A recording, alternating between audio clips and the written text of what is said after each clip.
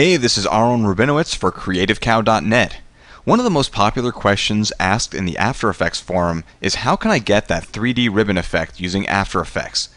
Well, there are ways to do it in After Effects, but not easily, and not with all that much control. And don't get me wrong, there's at least one tutorial at Creative Cow that covers doing this in After Effects, but in the end, it's just not all that practical.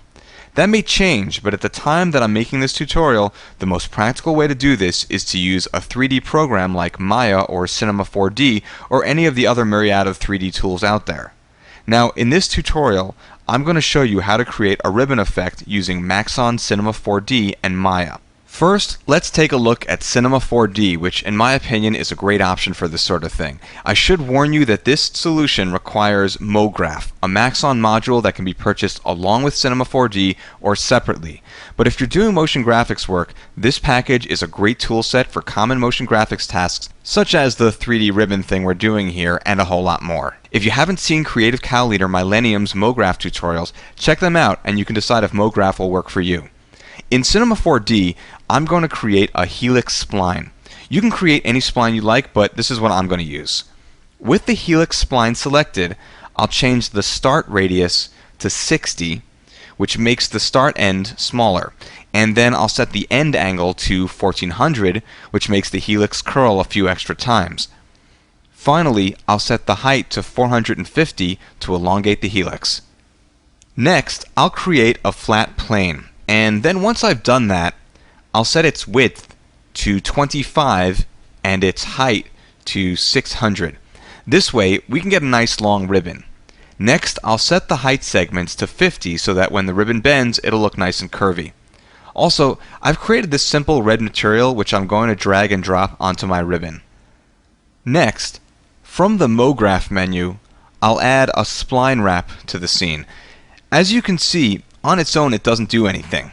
I'll drag the spline wrap into my ribbon object and make it a child, and then with the spline wrap selected, I'll drag the helix into this little box next to the word spline.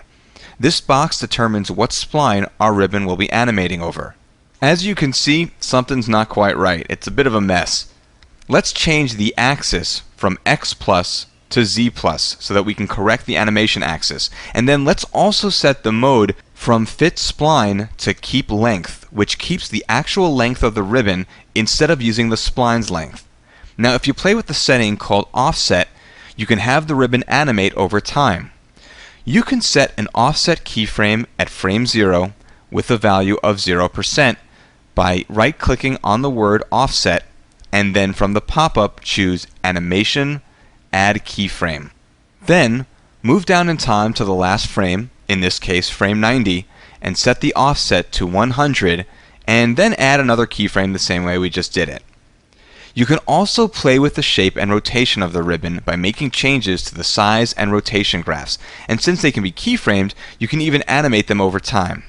In this case, I'm going to set the banking up to 35 degrees and then I'll vary the spline rotation a bit by adding in a middle point with a high value. Hit play and we have a nice ribbon animation. Just render it out as usual and composite in After Effects or whatever compositing program you're using. Okay, next let's take a look at Maya. I'm using Maya 6, which is a bit out of date since it's no longer my primary 3D tool, but the settings and tools should be pretty much the same in whatever version you're using. Now I've jumped ahead a little bit and using my CV curve tool, I've created this curve which I'll be using as a path. And then I also created my NURBS plane, which will be our ribbon, and I've scaled it up on the Z-axis.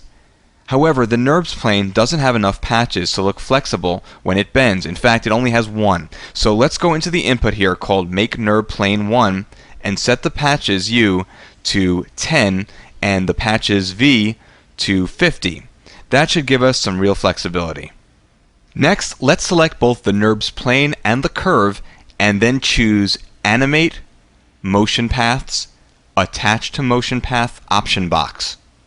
In the dialog, make sure your front axis is set to Z.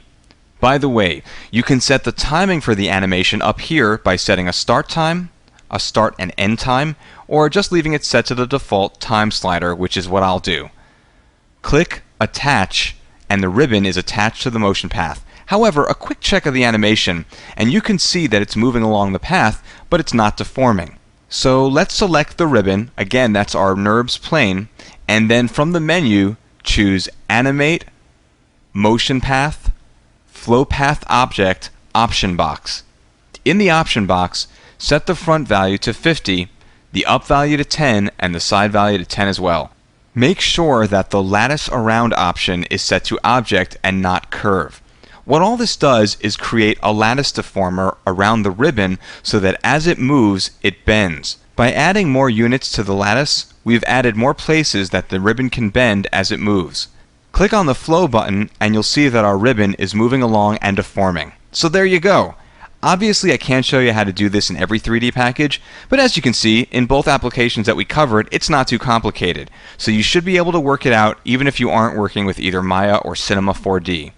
Once again, this is Aaron Rabinowitz for CreativeCow.net.